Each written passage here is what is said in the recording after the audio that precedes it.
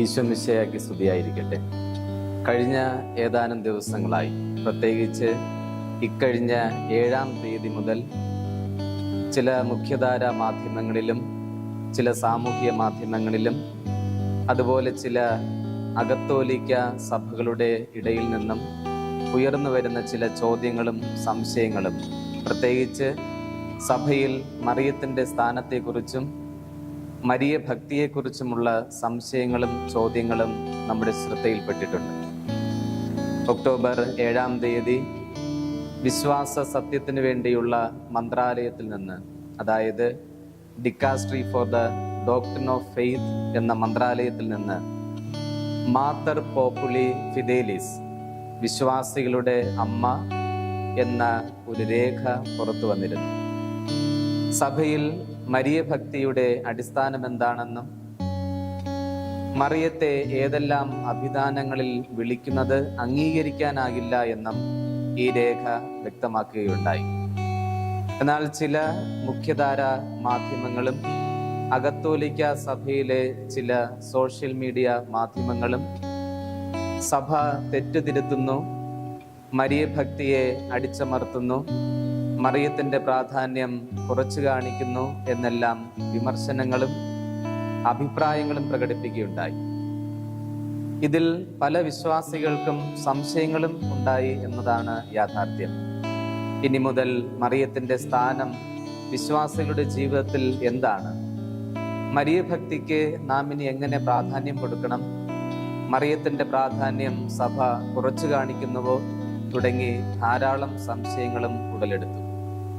ഈ ഒരു ചെറിയ സംവാദത്തിലൂടെ ഈ ചോദ്യങ്ങൾക്കുള്ള ഉത്തരങ്ങളും സംശയങ്ങൾക്കുള്ള വ്യക്തതയും വരുത്തുവാനാണ് നമ്മൾ ശ്രമിക്കുന്നത്. അതോടൊപ്പം പ്രത്യേകമായി മറിയത്തെ സഹരക്ഷക, സഹമധ്യസ്ഥ, എല്ലാ കൃപാവരങ്ങളുടെയും അമ്മ എന്നീ അഭിധാനങ്ങൾ ഉപയോഗിക്കുന്നതിൽ സഭ ഇപ്പോൾ നൽകിയിരിക്കുന്ന നിലപാടുകൾ എന്താണ്, സഭയുടെ പ്രബോധനം എന്താണ് എന്ന് ഈ ചെറിയ ഒരു സംവാദത്തിലൂടെ നാം മനസ്സിലാക്കാൻ ശ്രമിക്കുകയാണ്. ആദ്യമായി ഈ സംവാദത്തിൽ ഈ രേഖ എന്താണെന്ന് മനസ്സിലാക്കാൻ നമുക്ക് ശ്രമിക്കാം. Dicastery for the doctrine of the faith എന്ന മന്ത്രാലയത്തിൽ നിന്ന് ഒക്ടോബർ 7-ാം തീയതി പുറപ്പെടുവിച്ച മാതർ പോപ്പുലി ഫിദേലിസ് അഥവാ വിശ്വാസികളുടെ അമ്മ എന്ന ഈ രേഖയുടെ മുഖ്യ പ്രമേയവും അതിൻ്റെ സവിശേഷതകളും ബഹുമാനപ്പെട്ട അനുരാജച്ചൻ നമ്മോട് വിശദീകരിക്കുന്നു. ഒന്നാമതായിട്ട് ഈ മാതർ പോപ്പുലി ഫിദേലിസ് ഒരു പുതിയ പഠനമല്ല നമുക്ക് മുന്നോട്ട് വയ്ക്കുന്നത്. ഇന്ന് വരെ 2000 വർഷമായിട്ട് സഭയുടെ പാരമ്പര്യത്തിൽ എന്തൊക്കെ നിലനിന്നിരുന്നോ അതിനെ കുറച്ചുകൂടെ ക്ലാരിറ്റിയോടുകൂടി വ്യക്തമാക്കുന്നതാണ്. പ്രധാനമായിട്ട് ഈ സഹരക്ഷക എന്നുള്ള ഒരു അപനാമം അത് പലപ്പോഴും തെറ്റിദ്ധാരണയ്ക്ക് ഇടവരുത്തിയിരുന്ന ഒന്നായിരുന്നു. അപ്പോൾ കഴിഞ്ഞ കാലഘട്ടത്തിൽ ജോൺ പോൾ രണ്ടാമൻ പാപ്പയൊക്കെ 7 പ്രാവശ്യം പരാമർശിച്ചുവെന്ന് ഈ കത്തിൽ തന്നെ, ഈ മാതർ പോപ്പുലി ഫിദേലിസിൽ തന്നെ അത് പരാമർശിച്ചിട്ടുണ്ട്. അതിനുശേഷം അതേസമയം തന്നെ അന്ന് ഡോക്ടർ ഓഫ് ഫെയ്ത്തിൻ്റെ പ്രീഫെക്റ്റ് ആയിരുന്ന കാർഡിനൽ റാറ്റ്സിംഗർ അന്ന് തന്നെ പറഞ്ഞിട്ടുണ്ടായിരുന്നു, ഇത് എപ്പോഴും തെറ്റിദ്ധാരണയ്ക്ക് കാരണമാകുന്ന ഒന്നാണ്. പിന്നീട് തുടർന്ന് വന്ന ഫ്രാൻസിസ് പാപ്പ പറഞ്ഞു, നമുക്കെപ്പോഴും സ്നേഹം കൊണ്ട് നമ്മൾ പല ടൈറ്റിലുകളും മറിയത്തിന് കൊടുക്കാം. അപ്പോൾ അങ്ങനെയുള്ള ടൈറ്റിലുകൾ എല്ലാം ഒരുപക്ഷെ അവൾ തന്നെ ആഗ്രഹിക്കുന്നതായിരിക്കില്ല എന്ന്. ഉദാഹരണമായിട്ട് നമ്മൾ പറഞ്ഞു കഴിഞ്ഞാൽ എടാ കുട്ട എന്നും എടാ പൊട്ട എന്നും എടാ കഴുത എന്നും നമ്മൾ വിളിക്കും. പക്ഷേ അത് കഴുത ആയതുകൊണ്ടല്ല, നമ്മളല്ലാതെ സ്നേഹത്തോടെ വിളിക്കുന്നതാണ്. അപ്പോൾ അതെല്ലാം അങ്ങനെ ഒരു വ്യക്തിയിൽ ചേരുന്ന ഒന്നല്ല. അപ്പോൾ അങ്ങനെയുള്ള ഒരു സ്നേഹപ്രകടനത്തെക്കാളുപരി കുറച്ചുകൂടെ യുക്തിഭദ്രമായിട്ട് നമ്മൾ കാര്യങ്ങൾ മനസ്സിലാക്കണം, വ്യക്തത വരുത്തണം എന്നുള്ള രീതിയിലാണ് ഈ ഒരു ഡോക്യുമെൻ്റ് തയ്യാറാക്കിയിരിക്കുന്നത്.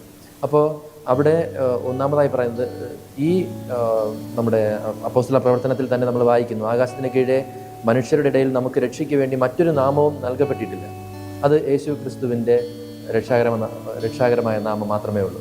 അപ്പോൾ ആ തരത്തിലുള്ള ഒരു വ്യതിചലനം സംഭവിച്ചപ്പോഴാണ് പലപ്പോഴും പലരും ആവശ്യപ്പെട്ടത് എന്താണ് സഭയിൽ, പലരും മാതാവിനെ ഒരു ദൈവമായിട്ട് തന്നെ പ്രതിഷ്ഠിക്കുന്ന ഒരു തലത്തിലോട്ടൊക്കെ പോയപ്പോൾ ഈ സഹരക്ഷക എന്ന് പറയുമ്പോൾ യേശു കൊണ്ടുവന്ന രക്ഷ ഇവളും പരിശുദ്ധ മറിയവും ഷെയർ ചെയ്തു എന്ന്, അതായത് നമ്മളിപ്പോൾ സഹകാർമ്മികർ എന്ന് പറയുന്നത് പോലെ ആ ബലിയിൽ പൂർണ്ണമായിട്ട് പങ്കുചേരുന്ന ഒരു തരത്തിലാണ് നമ്മൾ മനസ്സിലാക്കുന്നത്. അപ്പോൾ അങ്ങനെ ഒരു അനന്യമായ ഒരു പങ്കുചേരൽ പരിശുദ്ധ മറിയത്തിന് ഇല്ല എന്നുള്ളത് നമുക്കെല്ലാവർക്കും അറിയാവുന്നതാണ്. ഏക മധ്യസ്ഥനായിട്ടുള്ളത് യേശു ക്രിസ്തു മാത്രമാണ്. അപ്പോൾ ആ ഒരു വ്യത്യാസം ദൈവജനത്തിന് മനസ്സിലാകുന്നതിന് വേണ്ടിയാണ് ഇപ്പോൾ ഒന്നാമതായിട്ട് അതിൽ പരിശ്രമിച്ചിട്ടുള്ളത്. അതുകൊണ്ട് തന്നെ ഇതുവരെയുള്ള ഏതെങ്കിലും ഒരു വിശ്വാസ കാര്യങ്ങൾ, പ്രത്യേകിച്ച് സഭയുടെ ഔദ്യോഗികമായ വിശ്വാസ സത്യങ്ങൾ ഊന്നി നിൽക്കുന്നത് 4 കാര്യങ്ങളിലാണ്. അത് 4 വാക്കുകൾ ഉപയോഗിച്ച് തന്നെയാണ് ഈ ഡോക്യുമെന്റിൽ പറയുന്നത്. ഒന്നാമത് തേത്തോക്കോസ്, അതായത് ദൈവമാതൃത്വം. രണ്ടാമതായിട്ട് അവളുടെ ഈ നിത്യകന്യകാത്വം. മൂന്നാമതായിട്ട് അമലോത്ഭവം. നാലാമതായിട്ട് അവളുടെ സ്വർഗാരോപണം. ഈ 4 വിശ്വാസ സത്യങ്ങളാണ് അടിസ്ഥാനപരമായിട്ട് നിൽക്കുന്നത്. അതിനുശേഷമുള്ളത്, പ്രത്യേകിച്ച് ഈ ഡോക്യുമെൻ്റ് സംസാരിക്കുന്നത് അവളുടെ ടൈറ്റിലുകൾ മാത്രമാണ്. നമ്മൾ കൊടുക്കുന്ന വിശേഷണങ്ങൾ, ഒരു നാമവിശേഷണം പലതരത്തിൽ നമ്മൾ കൊടുക്കാറുണ്ടല്ലോ, അതിനെപ്പറ്റി മാത്രമാണ് സംസാരിക്കുന്നത്. അതുകൊണ്ട് ഈ വിശ്വാസ സംബന്ധമായിട്ടുള്ള കാര്യങ്ങളിൽ ഒരു മാറ്റവും ഇതുവരെ സംഭവിച്ചില്ല. സത്യം പറഞ്ഞാൽ ഇങ്ങനെ ഒരു ചർച്ച വന്നത് തന്നെ ഏറ്റവും പ്രയോജനകരമാണ്. കാരണം ഇന്ന് വരെ അവർ വിശ്വസിച്ചുകൊണ്ടിരുന്നത് നമ്മൾ ഇപ്രകാരം വിശ്വസിക്കുന്നു എന്നായിരുന്നു. അതായത് ആ കത്തോലിക്കരും മറ്റുള്ളവരും വിശ്വസിച്ചുകൊണ്ടിരുന്നത് നമ്മൾ ഇപ്രകാരമാണ് കരുതിക്കൊണ്ടിരുന്നത് എന്ന്. എന്നാൽ ഈ ഡോക്യുമെന്റിന്റെ വെളിച്ചത്തിൽ അവർക്കിപ്പോൾ ബോധ്യം വന്നിട്ടുണ്ടാകും നമ്മൾ അങ്ങനെയല്ല വിശ്വസിക്കുന്നത്. ആണ് പ്രാഥമികമായിട്ട് എനിക്ക് പറയാനുള്ളത്. അതോടൊപ്പം തന്നെ എനിക്ക് തോന്നുന്നു ഈ ഡോക്യുമെന്റ് വളരെയധികം അതിന്റെ പ്രാധാന്യം മനസ്സിലാക്കാൻ പര്യാപ്തമായ ചില കാര്യങ്ങൾ അതിൽ തന്നെയുണ്ട്. അതായത് 80 ഖണ്ഡികകളാണ് ഈ ഡോക്യുമെന്റിലുള്ളത്. അതോടൊപ്പം 197 സൂചികകൾ അതിൽ ഉണ്ട്. ഈ ഖണ്ഡികകളെല്ലാം എഴുതിയിരിക്കുന്നത്, ഈ രേഖ അടിസ്ഥാനപ്പെടുത്തിയിരിക്കുന്നത് പ്രധാനമായും വിശുദ്ധ ഗ്രന്ഥത്തിലും സഭയുടെ സമ്പന്നമായ പാരമ്പര്യത്തിലും അതോടൊപ്പം സഭാപിതാക്കന്മാരുടെയും തിരുസഭാ പണ്ഡിതരുടെയും രചനകളിലും ഏറ്റവും അവസാനമായി ഈ അടുത്ത കാലത്ത് സഭയെ നയിച്ച പാപ്പാമാരുടെ രചനകളിലും പ്രഭാഷണങ്ങളെയും അടിസ്ഥാനമാക്കിയാണ് എന്ന് ഈ രേഖയുടെ ആമുഖത്തിൽ തന്നെ വ്യക്തമാക്കുന്നു. അതോടൊപ്പം ഈ രേഖ പുറത്തിറക്കാനുള്ള ഒരു കാരണമായി ഇതിന്റെ prefect Victor Manuel cardinal Fernandez ആമുഖത്തിൽ ചില കാര്യങ്ങൾ സൂചിപ്പിച്ചിട്ടുണ്ട്. പ്രത്യേകിച്ച് കഴിഞ്ഞ ഏതാനും ദശാബ്ദങ്ങളായി, ഏകദേശം 30 വർഷത്തോളമായി ഈ വിശ്വാസ കാര്യത്തിന് വേണ്ടിയുള്ള മന്ത്രാലയത്തിലേക്ക് ധാരാളം റിക്വസ്റ്റുകളും പ്രപ്പോസലും വന്നുകൊണ്ടിരിക്കുകയായിരുന്നു. കാരണം മറിയത്തെ സഹരക്ഷകയും സഹമധ്യസ്ഥയും എല്ലാ കൃപാവരങ്ങളുടെയും അമ്മയായി അംഗീകരിക്കണമെന്നും അത് പ്രഖ്യാപിക്കണമെന്നും ആവശ്യപ്പെട്ടുകൊണ്ട്. എന്നാൽ ഈ അഭിധാനങ്ങളിൽ, ഈ പരാമർശങ്ങളിൽ, പേരുകളിൽ വ്യക്തത വരുത്തിക്കൊണ്ടുള്ള ഈ രേഖ അതിൽ കൂടുതൽ മരിയഭക്തിക്ക് കുറച്ചുകൂടി ഉറച്ച ഒരു അടിസ്ഥാനവും മറിയത്തിന്റെ സ്ഥാനവും വ്യക്തമാക്കുന്നുവെന്ന് നമുക്ക് മനസ്സിലാക്കാൻ കഴിയും. അതോടൊപ്പം ഈ രേഖയുടെ ആദ്യാവസാനം നിറഞ്ഞു നിൽക്കുന്ന ഒരു കേന്ദ്ര പ്രമേയം എന്നത് മറിയത്തിന്റെ മാതൃത്വമാണ്. അതായത് വിശ്വാസികളെ സംബന്ധിച്ച് മറിയത്തിന്റെ മാതൃത്വം, അതിനെ കൂടുതലായി വിവരിക്കാനും വ്യക്തമാക്കാനുമാണ് ഈ രേഖ പരിശ്രമിക്കുന്നത് എന്ന് ഇതിന്റെ ആരംഭത്തിൽ തന്നെ ഇതിന്റെ പ്രീഫെക്റ്റ് വ്യക്തമാക്കിയിട്ടുണ്ട്. അതോടൊപ്പം തന്നെ പറഞ്ഞിരിക്കുന്ന മറ്റൊരു കാര്യം, മരിയഭക്തിക്ക് പരിധികൾ നിർദ്ദേശിക്കുകയല്ല, മറിച്ച് മറിയത്തോടുള്ള സ്നേഹവും അവളുടെ മാധ്യസ്ഥത്തിലുള്ള ആശ്രയവും ശരിയായി നിർണയിക്കുകയും വിശ്വാസികളുടെ ഈ സ്നേഹത്തിനും അവരുടെ ആശ്രയത്തിനും കൂടെ സഹഗമിക്കുകയും അതിനെ നിലനിർത്താനുമുള്ള ഒരു പരിശ്രമമാണ് ഇപ്പോൾ നടത്തുന്നത് എന്ന് ഈ രേഖയുടെ തുടക്കത്തിൽ തന്നെ നമുക്ക് കാണാൻ കഴിയും. ക്രിസ്തുനാഥൻ പൂർത്തിയാക്കിയ രക്ഷാകര ദൗത്യത്തിൽ പരിശുദ്ധ മറിയം എങ്ങനെയാണ് സഹകരിച്ചത് എന്ന് നമുക്ക് കുറച്ച് വ്യക്തമായി അറിയാൻ വേണ്ടി ശ്രമിക്കാം. ഈ സഹരക്ഷക എന്ന് പറയുമ്പോൾ അതിൻ്റെ ആ ടേം ഉപയോഗിക്കുന്നതിൽ വന്നിട്ടുള്ള പെശകാണ് ആൾക്കാർ മനസ്സിലാക്കുന്നതും അത് ഉപയോഗിക്കുന്നതുമായിട്ടുള്ള പ്രശ്നമാണ് ഇതിനുള്ള ഒരു കാരണം. സഹരക്ഷക എന്ന് പറയുമ്പോൾ യേശുവിൻ്റെ രക്ഷാകര പദ്ധതിയോട് പൂർണ്ണമായും കൂടെ നിന്ന് സഹകരിച്ചവൾ അല്ലെങ്കിൽ രക്ഷാകര പ്രക്രിയയിൽ ഒട്ടും കുറയാതെ തന്നെ യേശുവിനൊപ്പം നിന്ന് ആ രക്ഷാകര പദ്ധതി പൂർത്തീകരിച്ച എന്നുള്ള ഒരു ധ്വനി അതിൽ വരും.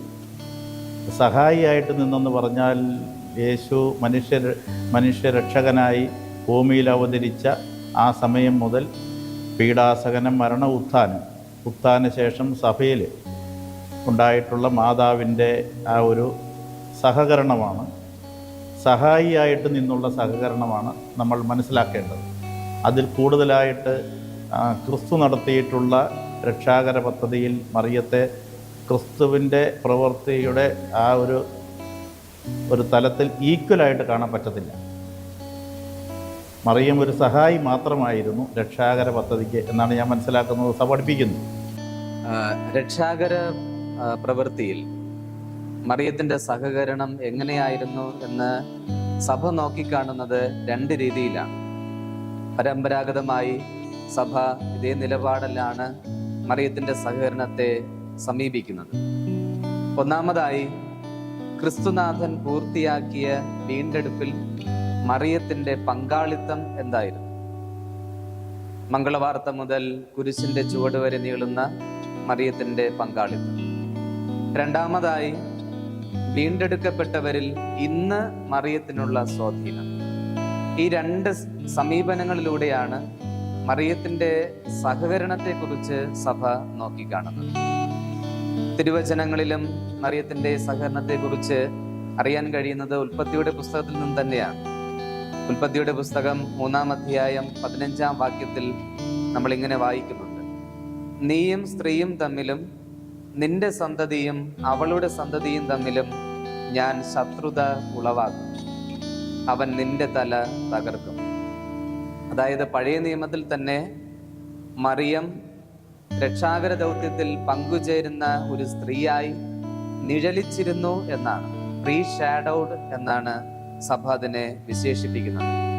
പിന്നീട് കാൽവരിയിൽ കുരിശിന്റെ ചുവട്ടിൽ, അതോടൊപ്പം കാനായിൽ യേശുനാഥൻ തൻ്റെ പരസ്യ ജീവിതം നിർണായകമായി ആരംഭിക്കുന്നിടത്ത് മറിയത്തെ സ്ത്രീ എന്ന് വിശേഷിപ്പിച്ചുകൊണ്ട് രക്ഷാകര ദൗത്യത്തിലുള്ള മറിയത്തിന്റെ സഹകരണം, പങ്കാളിത്തം എങ്ങനെയായിരുന്നു എന്ന് തിരുവചനത്തിൽ തന്നെ നമുക്ക് വ്യക്തമാണ്. യഥാർത്ഥത്തിൽ ഈ കോ റെഡംട്രിക്സ് എന്ന് പറഞ്ഞ് ഈ ഡോക്യുമെൻ്റ് അവതരിപ്പിക്കുമ്പോൾ തന്നെ അവിടെ വിവരിച്ചു തുടങ്ങുന്നത് ഈ രക്ഷാകര ചരിത്രത്തിൽ മറിയം എങ്ങനെ സഹകാരിയായിരുന്നു എന്ന് പറഞ്ഞുകൊണ്ടാണ്. പ്രത്യേകിച്ച് പൗലോസ് അപ്പോസ്തലൻ കൊരിന്തോസുകാർക്ക് എഴുതിയ 1-ാം ലേഖനം 3-ാം അധ്യായം 9 പരാമർശിച്ചുകൊണ്ട്, അതായത് ഞങ്ങൾ ദൈവത്തിൻ്റെ കൂട്ടുവേലക്കാരാണ്. അപ്പോൾ ദൈവത്തിൻ്റെ രക്ഷാകര പദ്ധതിയിൽ നമ്മളെല്ലാവരും, മറിയം മാത്രമല്ല നമ്മളെല്ലാവരും പങ്കുചേരുന്നുണ്ട്. പ്രത്യേകിച്ച് നമ്മുടെ ഈ കൊളോസോസുകാർക്കുള്ള ലേഖനം 1-ാം അധ്യായം 24 പറയും: നിങ്ങളെ പ്രതിയുള്ള പീഡകളിൽ ഞാൻ സന്തോഷിക്കുന്നു, സഭയാകുന്ന തൻ്റെ ശരീരത്തെ പ്രതി ക്രിസ്തുവിന് സഹിക്കേണ്ടി വന്ന പീഡകളുടെ കുറവ് എൻ്റെ ശരീരത്തിൽ ഞാൻ നികത്തുന്നു. അപ്പോൾ നമ്മുടെ അനുദിന ജീവിതത്തിലെ സഹനങ്ങളും മറ്റുള്ളവർക്ക് വേണ്ടി നമ്മൾ അത് കുരിശിൽ ചേർത്ത് വച്ച് അവർക്ക് വേണ്ടി പ്രാർത്ഥിക്കുകയും അവർക്ക് വേണ്ടി പരിഹാരങ്ങൾ ചെയ്യുകയും ചെയ്യുമ്പോൾ നമ്മൾ ആ സഹനത്തിൽ പങ്കുചേരുകയാണ്. അപ്പോൾ അതിൽ ദൈവത്തിൻ്റെ രക്ഷാകര പദ്ധതിയിൽ നമ്മളും പങ്കുചേരുകയാണ്. അതുപോലെ അതിനേക്കാൾ ഉപരിയായി അനന്യമായ രീതിയിൽ പരിശുദ്ധ കന്യകാമറിയം ഈ കർമ്മത്തിൽ, അതായത് അവൻ്റെ ജനനം മുതൽ കുരിശ് മരണം വരെ അവനെ അനുധാവനം ചെയ്ത് അവനോടൊപ്പമായിരുന്നു. ആ ബലി പൂർണ്ണമാകുന്നതിൽ മൊത്തം അവിടെ കുരിശ് ചുവട്ടിലുണ്ടായിരുന്നു. അപ്പോൾ അതിൽ അനന്യമായ രീതിയിൽ അവൾ പങ്കുചേർന്നു എന്നുള്ളതും നിസ്സംശയമായിട്ടുള്ള കാര്യമാണ്. പക്ഷേ ഈ സഹകാർമ്മിത്വം, അതായത് യേശു അർപ്പിച്ച ബലി പോലെ ഒരു ബലിയല്ല അവൾ അർപ്പിച്ചത്. അതാർക്കും അനുവർത്തിക്കാൻ പറ്റുന്ന ഒന്നല്ല. യേശുവിൻ്റെ ബലി അനന്യമായിരുന്നു. നമ്മുടെതെല്ലാം അതിലൊരു പങ്കാളിത്തമാണ് മറ്റുള്ളവർക്ക് വേണ്ടി. അത് നമുക്കിപ്പോഴും, അവൾ ഇപ്പോഴും തുടരുന്നുണ്ട്, പരിശുദ്ധ മറിയം ഇപ്പോഴും തുടരുന്നുണ്ട്, നമ്മളും തുടരുന്നുണ്ട്. അതാണ് ഈ സഹരക്ഷക എന്നുള്ളതിനെ പറ്റി പ്രഥമമായി പറയുന്ന ഒരു കാര്യം. ഇനി എന്തുകൊണ്ട് ഡോക്യുമെൻ്റ് ഈ ഒരു ടൈറ്റിൽ ഉപയോഗിക്കേണ്ട എന്ന് പറയുന്നു എന്നുള്ളത് ദൈവജനത്തിൽ ധാരാളം തെറ്റിദ്ധാരണ വരുത്താൻ ഇടയാകും. കാരണം നമ്മൾ ഒത്തിരി സമയം എടുത്തിട്ടാണ് ഇതിപ്പോൾ എക്സ്പ്ലെയിൻ ചെയ്യുന്നത്.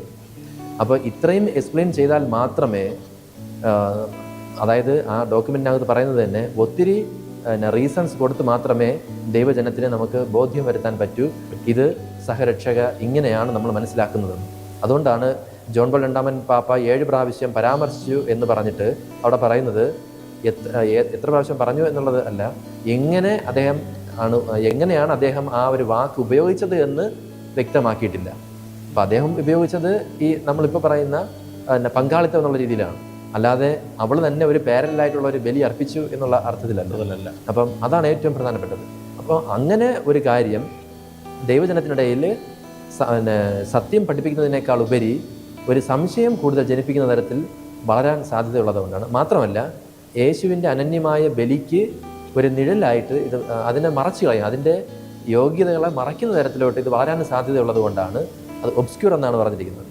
അപ്പോൾ അതുകൊണ്ടാണ് ഈ ഒരു ടൈറ്റിൽ കൂടുതൽ ഉപയോഗിക്കരുതെന്ന് ഡോക്യുമെന്റ് വളരെ വ്യക്തമായിട്ട് പറയുന്നത്. ഈ രേഖ അടുത്ത് വ്യക്തമാക്കുന്ന മറ്റൊരു അഭിധാനം മറിയം സഹമധ്യസ്ഥ എന്നുള്ളതിനെ കുറിച്ചാണ്. യേശുവാണ് മനുഷ്യർക്കും ദൈവത്തിനുമിടയിലെ ഏക മധ്യസ്ഥൻ എന്ന് തിരുവചനത്തിൽ തന്നെ നാം വായിക്കുന്നു. എന്നാൽ മറിയത്തെ സഹമധ്യസ്ഥയായി ചില വിശ്വാസികളെങ്കിലും തെറ്റായി മനസ്സിലാക്കുകയും അതിൽ തന്നെ ജീവിക്കുകയും ചെയ്യുന്ന ഒരു സാഹചര്യം ഉണ്ടായിരുന്നു.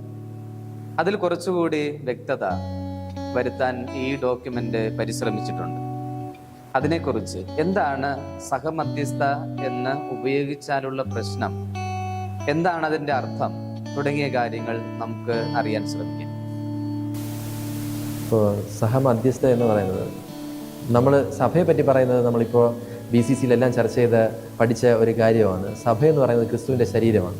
അപ്പോൾ ഈ ശരീരത്തിലെ ഓരോ അംഗങ്ങളും പരസ്പരം അങ്ങോട്ട് പ്രാർത്ഥിക്കുന്നു, പ്രാർത്ഥനാ സഹായങ്ങൾ ചോദിക്കുന്നു, നമ്മുടെ സഹനങ്ങളിൽ അവർ വന്ന് സഹായിക്കുന്നു, പങ്കുചേരുന്നു.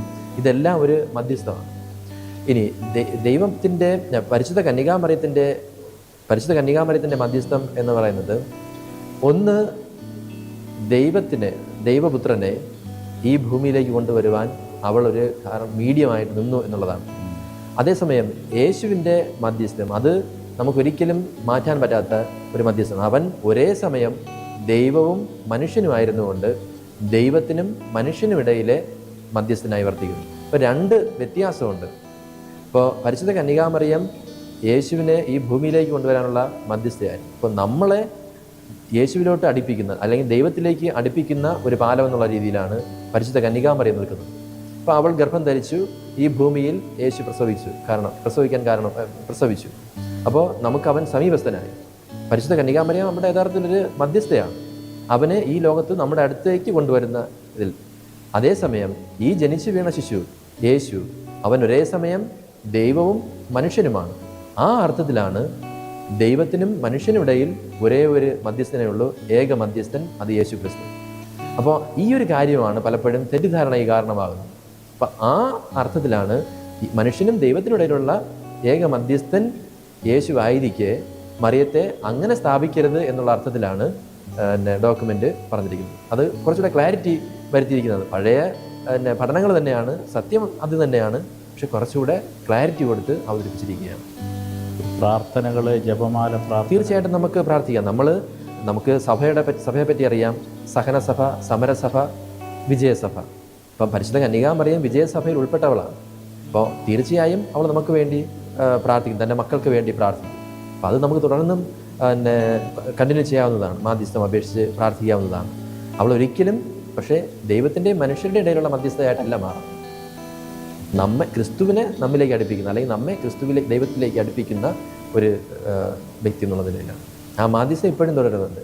അത് നമ്മളെ പ്രോത്സാഹിപ്പിക്കുന്നതാണ്. ഏറ്റവും അവസാനം ഈ ഡോക്യുമെൻ്റ് അവസാനത്തേക്ക് പോകുമ്പോഴൊക്കെ നമ്മെ പ്രോത്സാഹിപ്പിക്കുന്ന തരത്തിലാണ് ഡോക്യുമെൻ്റ്. ഈ വിശുദ്ധരുടെ മാധ്യസ്ഥം, മറിയത്തിൻ്റെ മാധ്യസ്ഥം ഒക്കെ സഭയിൽ ഇപ്പോഴും ആൾക്കാർ പ്രാക്ടീസ് ചെയ്യുന്ന ചില പ്രാർത്ഥനകളാണ്. അപ്പോൾ അതിനോട് അച്ഛൻ്റെ അഭിപ്രായം എന്താണ്? അത് തീർച്ചയായിട്ടും നമ്മൾ തുടരണം. കാരണം സഭ പ്രോത്സാഹിപ്പിക്കുന്ന ഒന്ന് തന്നെയാണ്. പക്ഷേ ഈ സഭ എന്തുകൊണ്ട് ഇങ്ങനെ ഒരു ഡോക്യുമെൻ്റ് ഇറക്കേണ്ടി വന്നു എന്ന് പറയുന്നത് പലപ്പോഴും മറിയത്തെ മറ്റൊരു ദൈവമായിട്ട്, ഒരു ദേവതയായിട്ട് സൃഷ്ടിക്കുന്ന തരത്തിലേക്ക് കാര്യങ്ങൾ മാറിയപ്പോഴാണ്. അപ്പോൾ അവൾ തന്നെ അനുഗ്രഹം തരുന്നു. പരിശുദ്ധ കുർബാന വേണ്ട, ബലി വേണ്ട, ക്രിസ്തുവിനെ വേണ്ട, പകരം ഈ മറിയം മതി. അല്ലെങ്കിൽ മറിയത്തിൻ്റെ ഭക്ത അഭ്യാസങ്ങൾ മതി എന്ന് മാത്രം ചുരുങ്ങുമ്പോഴാണ്, അല്ലെങ്കിൽ പിന്നെ വിശുദ്ധൻ മതി, പ്രത്യേകിച്ച് വിശുദ്ധ അന്തോണീസ്, യൂദ തദേവൂസ് എന്നിവരുടെ മാധ്യസ്ഥവും നൊവേനകളും മാത്രം മതി മറ്റു കൂദാശകളെ തമസ്കരിക്കുന്ന തരത്തിലോട്ട് പോകാൻ പാടില്ല ഒരിക്കലും. കാരണം എല്ലാ കൃപകളുടെ ഉറവിടം എന്ന് പറയുന്നത് ക്രിസ്തുവിൻ്റെ അനന്യമായ ബലിയും അവൻ്റെ യോഗ്യതകളുമാണ്. അപ്പോൾ അവിടെ നിന്നാണ് നമ്മൾ കൃപകൾ സ്വീകരിക്കുന്നത്. അതുകൊണ്ടാണ് പരിശുദ്ധ കുർബാന ഏറ്റവും സ്രോതസ്സായിട്ട് നിൽക്കുന്നത്. ക്രൈസ്തവ ജീവിതത്തിൻ്റെയും സഭയുടെയും അത്യുച്ച സ്ഥാനവും സ്രോതസ്സും എന്ന് പറയുന്നത് പരിശുദ്ധ കുർബാനയാണ്. അപ്പം ക്രിസ്തുവിൽ നിന്നാണ് എല്ലാ കൃപകളും വരുന്നത്. ഇവരുടെ മാധ്യസ്ഥം നമ്മൾ സ്വീകരിക്കുന്നു എന്നുള്ളത് നമ്മുടെ വിശ്വാസ ജീവിതത്തെ ശക്തിപ്പെടുത്താൻ വേണ്ടി മാത്രമാണ്. അപ്പം അച്ഛനോടും വന്ന് ധാരാളം പേര് പ്രാർത്ഥിക്കാൻ വേണ്ടി പറയും. അപ്പോൾ ജീവിച്ചിരിക്കുന്ന നമ്മൾ തന്നെ അവർക്ക് വേണ്ടി പ്രാർത്ഥിക്കുന്നു. അപ്പോൾ പിന്നെ വിജയസഭയിലെത്തിയ ദൈവത്തോടൊപ്പം, ത്രിയേക ദൈവത്തോടൊപ്പം ആയിരിക്കുന്ന അവർക്ക് കുറച്ചുകൂടെ നമുക്ക് വേണ്ടി മാധ്യസ്ഥം വഹിക്കാൻ വേണ്ടി സാധിക്കും. നമ്മുടെ പ്രാർത്ഥനകളും യോഗ്യം. അതുകൊണ്ട് നമ്മുടെ പ്രാർത്ഥനകൾ വിശുദ്ധരോടുള്ള മാധ്യസ്ഥവും പരിശുദ്ധ കന്യാമരത്തോടുള്ള മാധ്യസ്ഥവും നമ്മൾ ഉറപ്പായിട്ടും നമ്മൾ തുടരണം. അങ്ങനെ വരുമ്പോൾ ഈ ദിവ്യബലിയുടെ മധ്യേ ചിലർ പരിശുദ്ധ മറിയത്തിൻ്റെ സ്വരൂപത്തിന് മുമ്പിൽ തിരികത്തിക്കുക, പ്രാർത്ഥിക്കുക, തൊട്ടു വണങ്ങുക ഒക്കെ ചെയ്യുമ്പോൾ അതിനെ എങ്ങനെയാണ് അച്ഛൻ നോക്കിക്കാണുന്നത്? അത് സത്യം പറഞ്ഞാൽ ഒഴിവാക്കേണ്ടതാണ്. നമ്മൾ അപ്പോൾ മുഴുവൻ ശ്രദ്ധയും പരിശുദ്ധ കുർബാനയിലേക്കാണ്, ക്രിസ്തുവിലേക്കാണ്. ക്രിസ്തുവിൽ കേന്ദ്രീകൃതമാണ് നമ്മുടെ ക്രൈസ്തവ ജീവിതം. മറ്റുള്ളത് നമ്മെ സഹായിക്കുന്നതാണ്. എപ്പോഴും പരിശുദ്ധ മറിയം നിൽക്കുന്നത് എപ്പോഴും നമ്മെ ക്രിസ്തുവിലോട്ട് അടുപ്പിക്കാൻ വേണ്ടിയാണ്. അപ്പം ആ ഒരു മാനദണ്ഡം എപ്പോഴും നമ്മുടെ എല്ലാ കാര്യങ്ങളിലും ഉണ്ടാകും. അമിത പ്രാധാന്യം ഒരിക്കലും ക്രിസ്തുവിനേക്കാൾ ഉപരി മറ്റൊന്നിനും ലഭിക്കാൻ പാടില്ല. അതുകൊണ്ടാണ് തെറ്റിദ്ധാരണയ്ക്ക് കാരണമാകുന്നത്. ഒരുപക്ഷെ ചെറിയ ഇപ്പോൾ വളർന്നു വരുന്ന വിശ്വാസ സമൂഹങ്ങളിലൊക്കെ സംഭവിച്ചു പോകാവുന്ന ചില കാര്യങ്ങളാണ് അതൊക്കെ. പരിശുദ്ധ മറിയത്തിന് അത് അജ്ഞത ഉണ്ടല്ലോ നമുക്ക്. അപ്പോൾ അതിലോട്ട് നമ്മൾ പിന്നെ മറ്റൊരു വിശ്വാസ പാരമ്പര്യങ്ങളിൽ നിന്നൊക്കെ വന്നവരായിരിക്കാം. അപ്പോൾ അങ്ങനെയുള്ള ചില ചായ്വുകൾ സംഭവിക്കാം. പക്ഷെ എന്നിരുന്നാലും അത് നമ്മൾ കുറച്ചുകൂടെ ഒരു അജപാലന പരിഗണന കൊടുത്ത് നമ്മൾ അവരെ പഠിപ്പിച്ച് മാറ്റേണ്ടതാണ് പതിയെ പതിയെ. എനിക്ക് തോന്നുന്നു ഈ ഒരു തെറ്റിദ്ധാരണ മരിയ ഭക്തരുടെ ഇടയിൽ വളരെയധികം വ്യാപിച്ചിട്ടുണ്ടെന്ന് തോന്നുന്നു. കാരണം ഈ അടുത്ത കാലത്ത് നടത്തിയ ഒരു ജപമാല പദയാത്രയുടെ നോട്ടീസിന്റെ ആമുഖത്തിന്റെ ആദ്യത്തെ വാക്യം ഇങ്ങനെയായിരുന്നു: സഭയിൽ ആരാധനാക്രമത്തിൽ ദിവ്യബലി കഴിഞ്ഞാൽ ഏറ്റവും പ്രധാനപ്പെട്ട ഭക്തി അഭ്യാസമാണ് ജപമാല എന്നായിരുന്നു എഴുതിയിരുന്നത്. അപ്പോൾ ഇവിടെ ദിവ്യബലിയെ ജപമാലയുമായി തുലനം ചെയ്തിരിക്കുകയാണ്. രണ്ടാമത് അത് ആരാധനാക്രമത്തിന്റെ ഭാഗമാണെന്നും തെറ്റിദ്ധാരണയാണ്. ആരാധനാക്രമത്തിൽ കൂദാശകളും കൂദാശ അനുകരണങ്ങളും ആണുള്ളത്. ജപമാലയാകട്ടെ അതിനുശേഷം വരുന്ന ജനപ്രിയ ഭക്തിയുടെ കൂട്ടത്തിലാണ്. അപ്പോൾ ഒരിക്കലൊരു സഹോദരി ചോദിച്ചതാണ്, ദിവ്യബലിയാണോ ജപമാലയാണോ ഏറ്റവും വലുത്? ഒരു വ്യക്തമായിട്ടുള്ള ഒരു ബോധ്യം ആ സഹോദരിക്ക് അന്നില്ലായിരുന്നു. അപ്പോഴങ്ങനെ വിശ്വാസികളുടെ ഇടയിൽ ഇതൊരു സംശയത്തിനൊക്കെ കാരണമായിട്ടുണ്ട് എന്നാണ് എനിക്ക് തോന്നുന്നത്. ജപമാല ഭക്തി ഒരു 13-ാം നൂറ്റാണ്ടോടുകൂടി വന്ന ഒരു പ്രാർത്ഥനാ രീതിയാണ്. അത്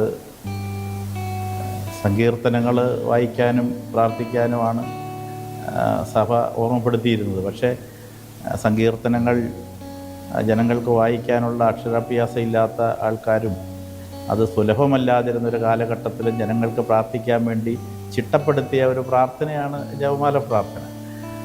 അത് പിന്നീട് കാലാകാലങ്ങളിൽ അതിനോട് പല പ്രാർത്ഥനകളും കൂട്ടിച്ചേർക്കപ്പെട്ടു. പിന്നെ ജോൺ ബോൾ മാർപ്പാപ്പ പ്രകാശത്തിൻ്റെ രഹസ്യങ്ങൾ കൂട്ടിച്ചേർത്തു. അപ്പോൾ അങ്ങനെ വന്നിട്ടുള്ള മാറ്റങ്ങളുടെ ഭാഗമാണ് ഫാത്തിമ ദർശനത്തിലൂടെ വന്നിട്ടുള്ള പ്രാർത്ഥനയും കൂട്ടിച്ചേർക്കപ്പെട്ടു. അപ്പോൾ അത് കാലാകാലങ്ങളിൽ ഉണ്ടായ ഒരു ഭക്താഭ്യാസവും ഒരു പ്രാർത്ഥന രീതിയും ആണ്. ഇങ്ങനെ ജപമാല എന്ന് പറയുന്നത്, കൊന്ത എന്ന് പറയുന്നത് തന്നെ എണ്ണാനുള്ളൊരു ഉപകരണം എന്നുള്ളതാണ് അതിൻ്റെ അർത്ഥം. കൊന്തേ എന്ന പോർച്ചുഗീസ് വാക്ക്, അതിന് എണ്ണുക, എണ്ണിത്തിട്ടപ്പെടുത്തുക എന്നൊക്കെയാണ് അതിൻ്റെ അർത്ഥം. അപ്പോൾ ചെല്ലുന്ന പ്രാർത്ഥന എണ്ണുന്നതിന് വേണ്ടി ഉപയോഗിക്കുന്ന ഒരു ഉപകരണമാണ് കൊന്ത, ജപമാല, റോസറി എന്നൊക്കെ പറയുന്നത്. അപ്പോൾ അതിന് കൂടുതൽ പ്രാർത്ഥിക്കാൻ സാധാരണ ജനങ്ങൾക്ക് ബൈബിളിലെ സങ്കീർത്തനങ്ങൾ വായിക്കാനുള്ള ഒരു അസൗകര്യമുള്ളത് കൊണ്ട് യാത്ര ചെയ്യുമ്പോഴും അല്ലാതിരിക്കുമ്പോഴും ഒക്കെ പ്രാർത്ഥിക്കാനുള്ള ഒരു സൗകര്യമുണ്ട്. അത് അങ്ങനെയായിട്ട് അതിനെ കണ്ടാൽ പോരെ എന്നാണ് എൻ്റെ അഭിപ്രായം. പിന്നെ ഇത് മറ്റൊരു അർത്ഥമുണ്ട് ഇതിനകത്ത്. അതായത് സഭയുടെ പാരമ്പര്യത്തിൽ, ഈ സഭയുടെ ചരിത്രത്തിൽ പ്രത്യേകിച്ച് ലെപ്പാന്തോ യുദ്ധമൊക്കെ ജയിച്ചത് തീർച്ചയായും ജപമാലയുടെ ശക്തിയിൽ ആശ്രയിച്ചുകൊണ്ടാണ്. അപ്പോൾ അങ്ങനെ സഭയുടെ ചരിത്രത്തിൽ ജപമാലയുടെ ശക്തി ഒരിക്കലും തമസ്കരിക്കാൻ പറ്റുന്ന ഒന്നുമല്ല. കാരണം വിശുദ്ധ ഡോൺ ബോസ്കോയ്ക്കുണ്ടായ ദർശനത്തിൽ പോലും ഒരു ഭാഗത്ത് പരിശുദ്ധ കുർബാന, മറ്റൊരു ഭാഗത്ത് പരിശുദ്ധ കന്യകാമറിയം, ജപമാല. ഇപ്പം ഈ പരിശുദ്ധ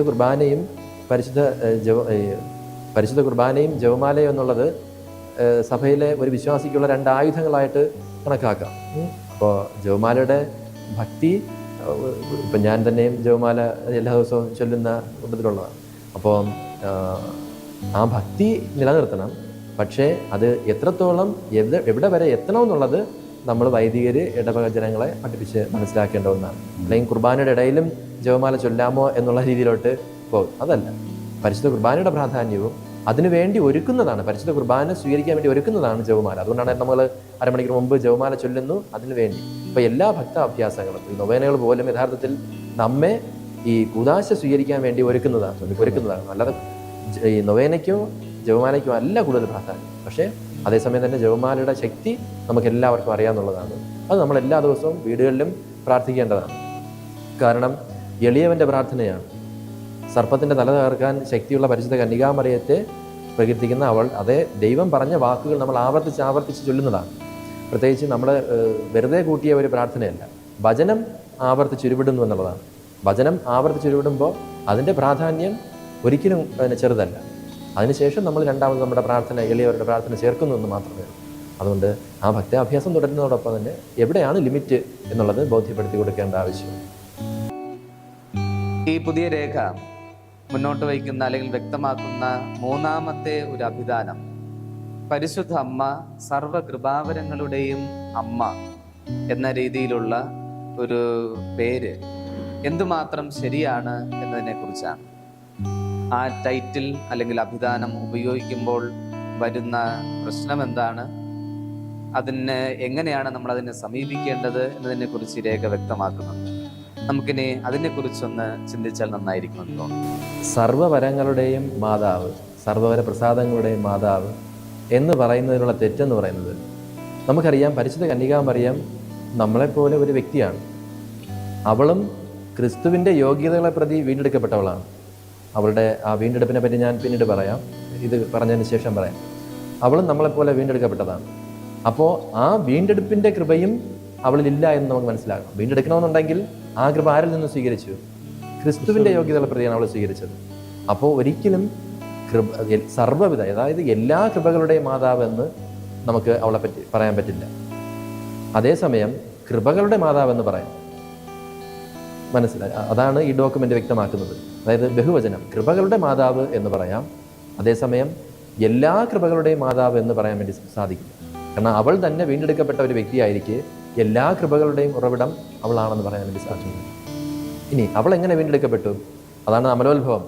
അമലോത്ഭവം എന്ന് പറയുന്നത് അവളുടെ ജനനത്തിൻ്റെ ആദ്യ നിമിഷം മുതൽ തന്നെ അവൾ ഉത്ഭവ പാപത്തിൽ നിന്ന് മോചിതയായിരുന്നു എന്ന് പറഞ്ഞാൽ അതെങ്ങനെ മോചിതയായി? ക്രിസ്തുവിൻ്റെ യോഗ്യതകളെ പ്രതിയാണ്.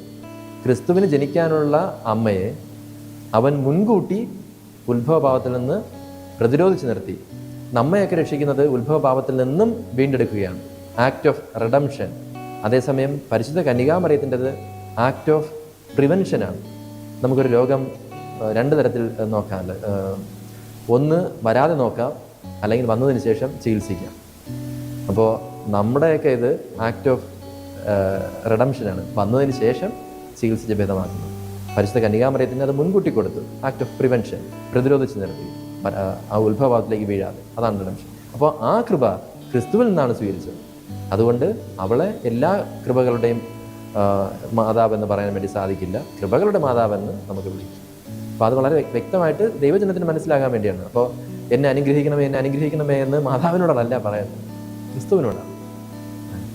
ഇവിടെ ഒരു സംശയം തോന്നുന്നു. അതായത് എല്ലാ കൃപാവരങ്ങളുടെയും അമ്മ എന്ന് വിളിക്കാൻ പാടില്ല, പക്ഷേ കൃപാവരങ്ങളുടെ അമ്മ എന്ന് വിളിക്കാം എന്ന് ഈ രേഖ പറയുന്നു. അപ്പോൾ എന്തുകൊണ്ടാണ് കൃപാവരങ്ങളുടെ അമ്മ എന്ന് വിളിക്കാൻ ഒരു അനുവാദം സഭ നൽകിയിരിക്കുന്നത്, അല്ലെങ്കിൽ അങ്ങനെ വിളിക്കുന്നത് തെറ്റില്ല എന്ന് പറയുന്നത് എന്തുകൊണ്ടാണ്? കൃപകളുടെ അമ്മ നമുക്ക് ഈ മംഗളവാർത്തയിൽ അറിയാം.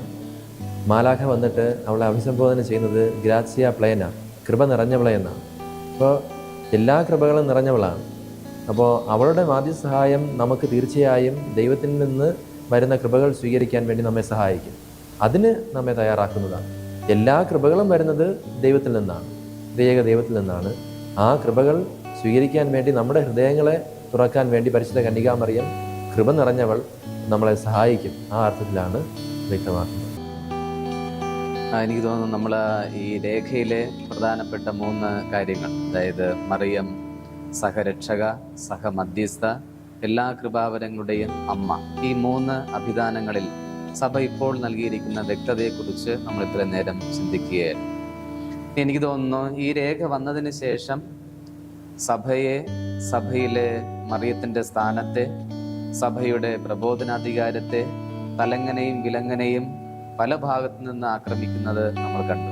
ചിലപ്പോൾ അത് സെക്യുലർ മാധ്യമങ്ങളായിരുന്നു, ചിലപ്പോൾ അത് അകത്തോലിക്ക സഭകളിൽ നിന്ന് തന്നെയായിരുന്നു, ചിലപ്പോൾ പെന്തക്കോസ്ത് വിഭാഗം പോലെയുള്ള ക്രൈസ്തവരിൽ തന്നെയായിരുന്നു. അപ്പം അതിനെക്കുറിച്ച് നമുക്കൊരു അല്പസമയം ചർച്ച ചെയ്യാൻ തോന്നുന്നു. ഒന്നാമത്, ഇവരിൽ നിന്നെല്ലാം വന്ന ഒരു പ്രധാനപ്പെട്ട ഒരു ചോദ്യം, സഭയിൽ ഇനി, അല്ലെങ്കിൽ വിശ്വാസികളുടെ ഇടയിൽ നിന്നും ഈ വാർത്തകളൊക്കെ കണ്ട വിശ്വാസികൾ തന്നെ സംശയിക്കാനിട വന്നു.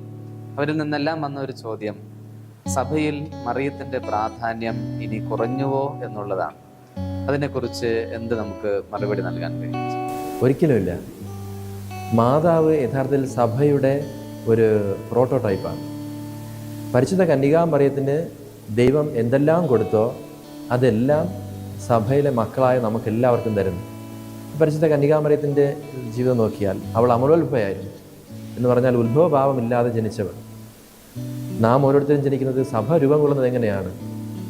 ഉത്ഭവഭാവം ഇല്ലാതെയാണ്.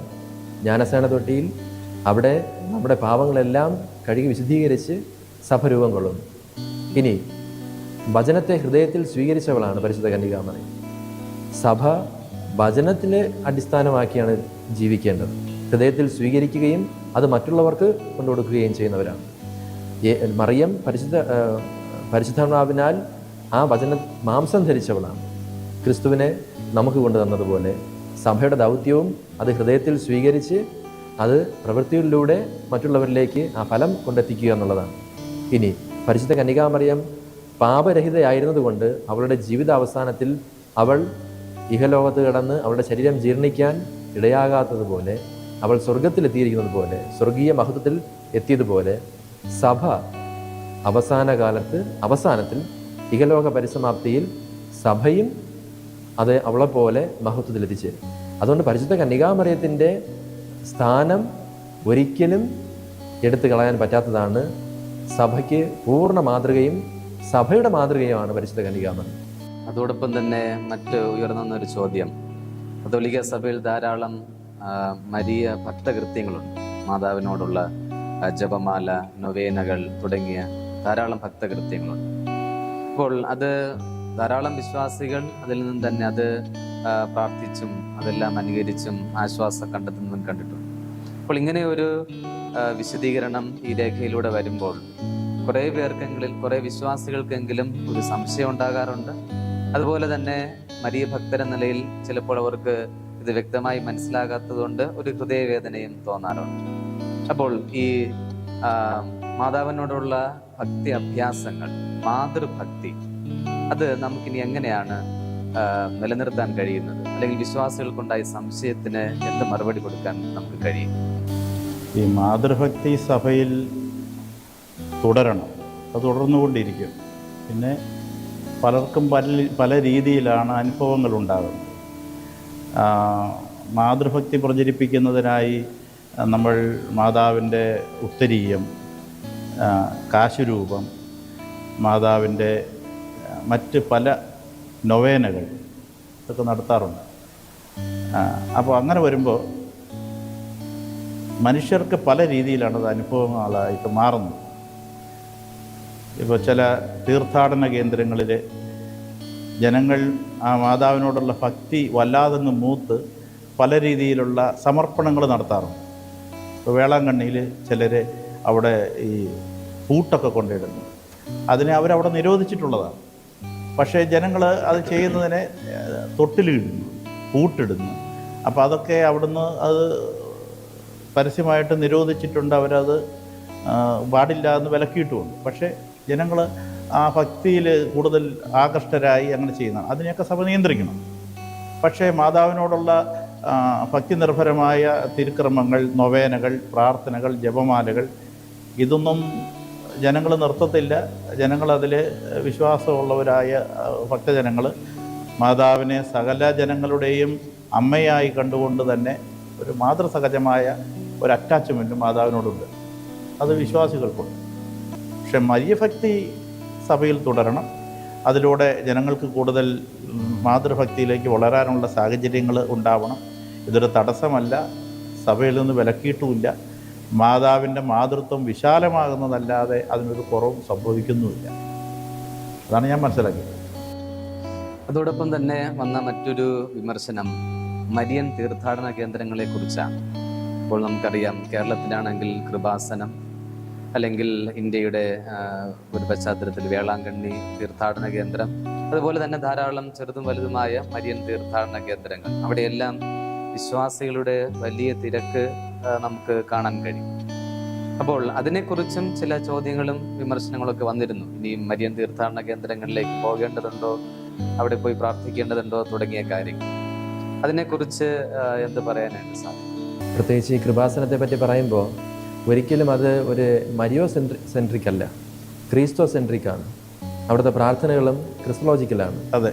ഇനി അവിടെ പോയി അത്ഭുതം അവിടെ നടന്നില്ലെങ്കിലേ അതിശയമുള്ളൂ. കാരണം അവിടെ പ്രോത്സാഹിപ്പിക്കുന്നത് വചനം വായിക്കാനും കൂദാശകൾ സ്വീകരിക്കുവാനുമാണ്, പ്രത്യേകിച്ച് പരിശുദ്ധ കുർബാന, കുമ്പസാരം. അപ്പോൾ ഇത് മുടങ്ങാതെ ഏത് ക്രൈസ്തവ ഒരു ക്രിസ്ത്യാനിയും അത് പരിശീലിക്കുകയാണെങ്കിൽ അവൻ്റെ ജീവിതത്തിൽ അത്ഭുതങ്ങൾ നടക്കും. അത് കൃപാസനത്തിൽ നിന്ന് മാത്രമല്ല, നമ്മുടെ ഇടവകകളിലും അനുദിന ജീവിതത്തിൽ ഇത് പ്രാവർത്തികമാക്കിയാൽ, അതായത് അരമണിക്കൂറെങ്കിലും നമ്മൾ വചനം വായിക്കുക, ആഴ്ചയിലൊരിക്കൽ 2 ആഴ്ചയിലൊരിക്കൽ കുമ്പസാരിക്കുക, എല്ലാ ദിവസവും ദിവ്യബലി പങ്കുചേർന്ന് പരിശുദ്ധ കുർബാന സ്വീകരിക്കുക. ഇത് മിനിമം കാര്യങ്ങളാണ് ഒരു ക്രൈസ്തവ വിശ്വാസി ചെയ്യേണ്ട മിനിമം കാര്യങ്ങൾ. അതായത് അദ്ദേഹം വിശ്വസിക്കുന്നത് പ്രാവർത്തികമാക്കുകയാണ്. നമ്മൾ വിശ്വസിക്കുന്നത് അധരം കൊണ്ട് ഏറ്റുപറയണം, എന്നിട്ട് പ്രവർത്തിക്കുന്നു.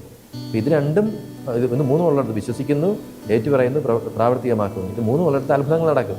അതാണ് ആദിമ ക്രൈസ്തവ സഭയുടെ ചരിത്രവും. അപ്പോൾ അത് ഇന്നും ആവർത്തിക്കപ്പെടുന്നു.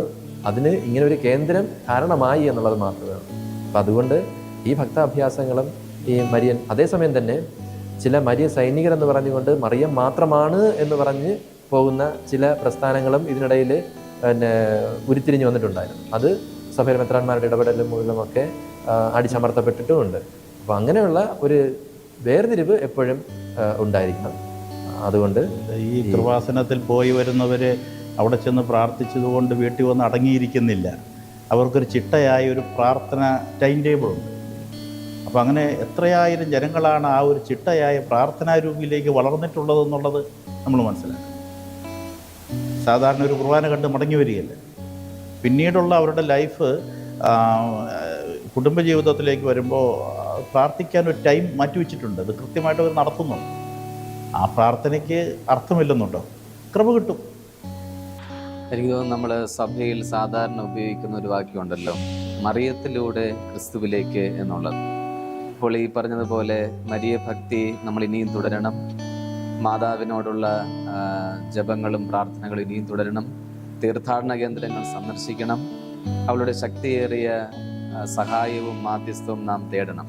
അതിലൂടെയെല്ലാം ഏക മധ്യസ്ഥനായ യേശുവിലേക്കും ഏകരക്ഷകനായ യേശുവിലേക്ക്, എല്ലാ കൃപാവരങ്ങളുടെയും ദാതാവായ യേശുവിലേക്ക് നമുക്ക് കൂടുതൽ നല്ല രീതിയിൽ, കൂടുതൽ ഉത്സാഹത്തോടെ നടന്നെടുക്കാൻ കഴിയും എന്നാണ് എനിക്ക് തോന്നുന്നത്. അതിലേക്കാണ് ഈ പുതിയ രേഖയും നമ്മെ ക്ഷണിക്കുന്നത്. നമ്മുടെ ഈ ചിന്തകളും ഈ ചെറിയൊരു സംവാദം അവസാനിപ്പിക്കാം എന്ന് കരുതുകയാണ്. ഞാൻ ആദ്യം തന്നെ ഈ രേഖ ആദ്യാവസാനം പരിശുദ്ധ മറിയത്തെ ദൈവജനത്തിൻ്റെ അമ്മയായി അവതരിപ്പിച്ചിരിക്കുന്നു എന്ന് സൂചിപ്പിക്കുകയുണ്ടായി. ഈ രേഖയുടെ ആദ്യത്തെ 1-2 ഖണ്ഡിക നമ്മുടെ ഈ സംവാദത്തിന് സമാപനമായി ചിന്തിക്കാമെന്നാണ് ഞാൻ കരുതുന്നത്. ഈ ഖണ്ഡികയിൽ തന്നെ ഉൽപ്പത്തിയുടെ പുസ്തകം 3-ാം അധ്യായം 15-ാം വാക്യത്തിൽ പരിശുദ്ധ മറിയത്തെ ഒരു നിഴലിച്ച് കാണുന്ന ഒരു വാക്കാണല്ലോ സ്ത്രീ എന്നുള്ളത്. കാൽവരിയിൽ യേശുവിൻ്റെ രക്ഷാകര ബലിയുടെ സമയത്ത് യോഹന്നാന്റെ സുവിശേഷം 19-ാം അധ്യായം 26-ാമത്തെ വാക്യത്തിൽ നാം കാണും, അവിടെ സ്ത്രീ എന്ന് മറിയത്തെ വിശേഷിപ്പിച്ചിരിക്കുന്നു. കാനായിലെ കല്യാണത്തിൽ യേശുവിൻ്റെ രക്ഷാകര ദൗത്യം ഒരർത്ഥത്തിൽ നിർണായകമായി തുടങ്ങുന്ന ഒരു സന്ദർഭത്തിൽ യോഹന്നാന്റെ സുവിശേഷം 2-ാം അധ്യായം 4-ാം വാക്യത്തിൽ മറിയം മുൻകൂട്ടി സൂചിപ്പിക്കപ്പെട്ട സ്ത്രീ എന്ന റോൾ അവിടെ എടുത്തു കാണിക്കുന്നുണ്ട്. യേശുവിൻ്റെ ഈ രക്ഷാകര ദൗത്യത്തിൻ്റെ മണിക്കൂറിൽ, അവിടുത്തെ പീഡാസഹന കുരിശുമരണത്തിൻ്റെ വേളയിൽ പരിശുദ്ധ അമ്മ യേശുവിനോടൊപ്പം ചേർന്ന് നിന്നു എന്ന് നമുക്ക് അറിയാവുന്ന കാര്യമാണ്. അതിനെക്കുറിച്ച് ഈ ഡോക്യുമെന്റ് പറയുന്നത്, അവൾ കുരിശിന്റെ ചുവട്ടിൽ നിന്ന് മറ്റൊന്നുമല്ല ചെയ്തത്, മറിച്ച് മംഗളവാർത്തയിൽ പറഞ്ഞ അതെ, യെസ്, ഫിയാത്ത് എന്നുള്ളത് അവിടെ നിന്നുകൊണ്ട് നവീകരിക്കുകയായിരുന്നു എന്നാണ്. മറ്റൊന്നുമല്ല, അവൾ അതിനെ പൂർണ്ണമായി അതിനോട് സഹകരിക്കുകയായിരുന്നു എന്ന്. തൊട്ടടുത്ത് ഈ 19-ാം അധ്യായം 26-ാമത്തെ വാക്യത്തിൽ സ്ത്രീ എന്ന് പറഞ്ഞ ശേഷം 27-ാമത്തെ വാക്യത്തിൽ ഈ സ്ത്രീയെ അമ്മ എന്നാണ് യേശുനാഥൻ വിശേഷിപ്പിക്കുന്നത്. അതായത് രക്ഷാകര ദൗത്യത്തിൽ സ്ത്രീ എന്ന നിലയിൽ സൂചിപ്പിക്കപ്പെട്ടതുപോലെ സ്ത്രീ എന്ന നിലയിൽ സഹകരിച്ച പരിശുദ്ധ അമ്മയെ എല്ലാ വിശ്വാസികളുടെയും അമ്മയായി യേശുനാഥൻ മാറ്റുകയാണ്. ഇത് കഴിഞ്ഞതിന് ശേഷമാണ്, മറിയത്തെ അമ്മയായി നൽകിയതിന് ശേഷമാണ് യേശുനാഥൻ പറഞ്ഞത് എല്ലാം പൂർത്തിയായിരിക്കുന്നു എന്നുള്ളത്. അതുകൊണ്ട് തന്നെ പരിശുദ്ധ അമ്മ വിശ്വസിക്കുന്ന എല്ലാവരുടെയും ദൈവജനം മുഴുവൻ്റെയും അമ്മയാണ് എന്ന് ആവർത്തിച്ച് വ്യക്തമായി പറഞ്ഞുകൊണ്ട് ഈ രേഖ നമ്മെ അതിലേക്ക് കൂടുതൽ ഫോക്കസ് ചെയ്യാൻ വേണ്ടി, കേന്ദ്രീകരിക്കാൻ വേണ്ടി ക്ഷണിക്കുന്നുവെന്ന് നമുക്ക് മനസ്സിലാക്കാൻ കഴിയും. വെളിപാടിന്റെ പുസ്തകത്തിലും ഇതിനെക്കുറിച്ചുള്ള സൂചനയുണ്ട്. വെളിപാടിന്റെ പുസ്തകം 12-ാം അധ്യായത്തിൽ സ്ത്രീ എന്ന് ആദ്യം പറയുന്നു. അതിനുശേഷം ക്രിസ്തുവിന്റെ അമ്മ എന്ന് 5-ാമത്തെ വാക്യത്തിൽ ഒരു സൂചന നൽകുന്നു. 17-ാം വാക്യത്തിലേക്ക് വരുമ്പോൾ അവളുടെ സന്താനങ്ങൾ എന്ന് പറഞ്ഞുകൊണ്ട് വിശ്വാസികളെ മുഴുവനും സൂചിപ്പിക്കുകയാണ്. അതുകൊണ്ട് തീർച്ചയായും പരിശുദ്ധ മറിയത്തിലൂടെ ഏകരക്ഷകനായ ക്രിസ്തുവിലേക്കും ഏകമധ്യസ്ഥനായ ക്രിസ്തുവിലേക്ക്, എല്ലാ കൃപാവരങ്ങളുടെയും ദാതാവായ ക്രിസ്തുവിലേക്ക് നമുക്ക് കൂടുതൽ ഉത്സാഹത്തോടെ നടന്നെടുക്കാൻ കഴിയും. ഈ ഒരു യാത്രയിൽ പരിശുദ്ധ അമ്മ നമ്മുടെ എല്ലാവരുടെയും അമ്മയായി, കൂടുതൽ പ്രശോഭിക്കുന്ന ഒരു വ്യക്തിയായി ഇനിയും നിലനിൽക്കുമെന്ന് നമുക്ക് മനസ്സിലാക്കാൻ കഴിയും.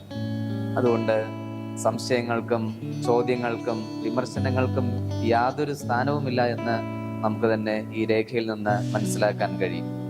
കത്തോലിക്ക സഭയിൽ ഇനിയും പരിശുദ്ധ അമ്മയ്ക്കുള്ള പ്രാധാന്യം കൂടുതൽ ഉയർത്തിക്കാണിക്കാനും മരിയഭക്തി പ്രചരിപ്പിക്കാനും എല്ലാവരുടെയും അമ്മയായി പരിശുദ്ധ അമ്മയെ നൽകാനും നമുക്ക് എല്ലാവർക്കും കഴിയട്ടെ എന്ന് പ്രാർത്ഥിക്കുകയും ആശംസിക്കുകയും ചെയ്യുന്നു. ദൈവം നമ്മെല്ലാവരെയും സമൃദ്ധമായി അനുഗ്രഹിക്കട്ടെ.